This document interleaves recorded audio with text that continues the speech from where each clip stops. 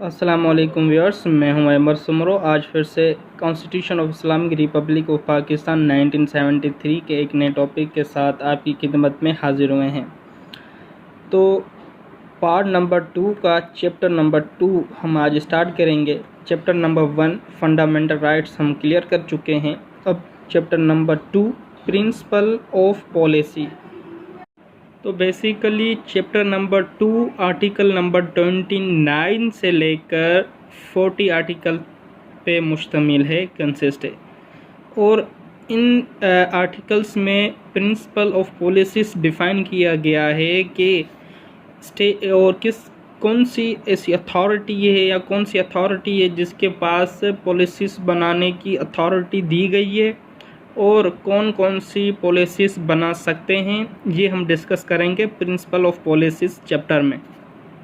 तो ये lecture series 14 है कॉन्स्टिट्यूशन के ऊपर, जिसमें हम डिस्कस करेंगे प्रिंसिपल ऑफ पॉलिसीज़ के article number 29 and 30।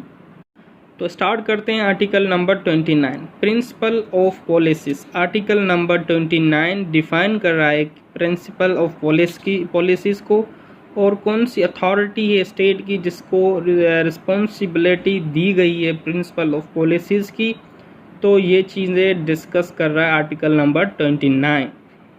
Class 1 the principles set out in this chapter shall be known as the principle of policies. तो इस चैप्टर में जो प्रिंसिपल्स जो बताए गए हैं उसे हम प्रिंसिपल ऑफ पॉलिसी कहेंगे। And it is the responsibility of the each organ and authority of the state end of each person performing function on the behalf of an organ और अथॉरिटी ऑफ द स्टेट। तो principal of policies बनाने की responsibility each organ, जो state के organ से branches हैं 3, उसके पास ये रिस्पॉन्सिबिलिटी, और जो स्टेट से रिलेटेड दूसरी अथॉरिटीज़ हैं स्टेट की, उसको जो रिस्पॉन्सिबिलिटी दी गई है प्रिंसिपल ऑफ पॉलिसीज़ बनाने की, या वो पर्सन जो ऑर्गन या अथॉरिटी ऑफ स्टेट के बिहाफ पर काम कर रहा है, जिसे कोई चार्ज दी गई हो, तो वो भी शख्स प्रिंसिपल ऑफ पॉलिसीज़ बना सकता है। To act in accordance with those principles in so far as they relate to the function of the organ और अथॉरिटी। तो उन प्रिंसिपल्स के ऊपर जो है एक्ट ऑर्गन एंड अथॉरिटी के फंक्शंस के मुताबिक किए जाएंगे। मीन्स कि जितना हो सके इतना हम जो है प्रिंसिपल्स को इम्प्लीमेंटेशन करवाएं।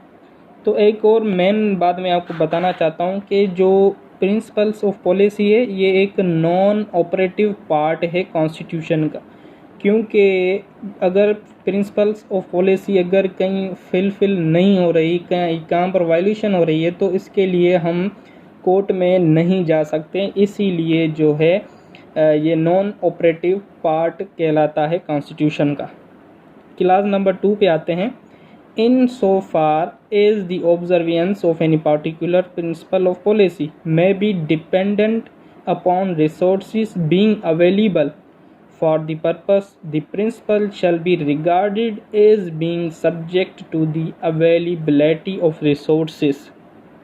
तो क्लास नंबर 2 में ये बात कर रहा है कि अगर हम कोई प्रिंसिपल ऑफ पॉलिसी स्पेसिफाई कर देते हैं या कोई पार्टिकुलर प्रिंसिपल ऑफ पॉलिसी बनाते हैं किसी मकसद के लिए, किसी पर्पस के लिए, किसी सोर्सेज के लिए, तो हम देखेंगे कि उस प्रिंसिपल ऑफ पॉलिसी से रिलेटेड कोई अवेलेबिलिटी ऑफ रिसोर्सेज है, कोई ऐसी रिसोर्सेज अवेलेबल हैं। अगर रिसोर्सेज उस प्रिंसिपल ऑफ पॉलिसी से रिलेटेड अवेलेबल हैं तो जो है वो प्रिंसिपल ऑफ पॉलिसी एप्लीकेबल होगी। मीन्स जब रिसोर्सेज अवेलेबल होंगे या पूरे होंगे तभी हम उस पार्टिकुलर प्रिंसिपल ऑफ पॉलिसी को ऑब्जर्व कर सकेंगे, फॉलो करवा सकेंगे।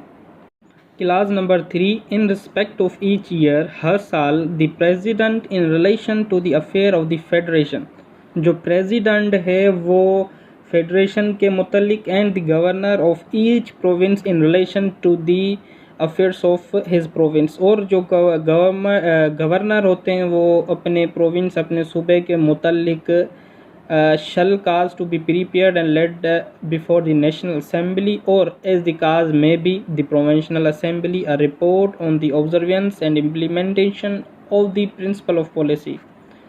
तो जो है प्रोविंस के जो गवर्नर है वो एक रिपोर्ट बनाएंगे। उस रिपोर्ट में लिखेंगे कौन कौन से जो ऑब्जर्व करेंगे कि कौन कौन से प्रिंसिपल ऑफ पॉलिसी इस साल इम्प्लीमेंटेशन हुई हैं, और प्रेसिडेंट फेडरेशन के मुतालिक रिपोर्ट बनाएगा। प्रेसिडेंट अपनी रिपोर्ट नेशनल असेंबली पार्लियामेंट में पेश करेगा, और जो प्रोविंस के जो भी इम्प्लीमेंटेशन या प्रिंसिपल ऑफ पॉलिसी की रिपोर्ट है वो प्रोविंशियल असेंबली में जो है पेश करेंगे। वो बताएंगे कि हमारे एरिया में जो है ये प्रिंसिपल ऑफ पॉलिसी एप्लीकेबल हुई है, ये इम्प्लीमेंटेशन नहीं हुई है। तो उसके बाद जो है नेशनल असेंबली और प्रोविंशियल असेंबली में एक प्रोविजंस बनाया जाता है। प्रोविजंस बनाने के बाद उस रिपोर्ट के ऊपर डिस्कशंस होती हैं। तो डिस्कशन में क्या होगा, डिस्कशन में जो आपने रिपोर्ट पेश की है उस रिपोर्ट के मुतालिक बात की जाएगी कि आपके एरिया में या आपके सूबे में कौन कौन से प्रिंसिपल एप्लीकेबल इम्प्लीमेंटेशन हुई है और कौन कौन से नहीं हुए, उसकी वजह क्या है। तो ये चीज़ें डिस्कस की जाती हैं। तो बेसिकली ये था आर्टिकल नंबर 29 का कॉन्सेप्ट जो प्रिंसिपल ऑफ पॉलिसीज़ को डिफ़ाइन कर रहा है। उम्मीद करता हूँ कि आपका कॉन्सेप्ट क्लियर हो गया होगा कि प्रिंसिपल ऑफ पॉलिसीज़ होती क्या है और किसके पास अथॉरिटी है। अब आते हैं आर्टिकल नंबर 13 के ऊपर, responsibility with respect to principle of policy. Clause 1. The responsibility of deciding whether any action of organ or authority of the state or of a person performing function on behalf of any organ or authority of the state is in accordance with the principle of policy is that of the organ or authority of the state or of the person concerned.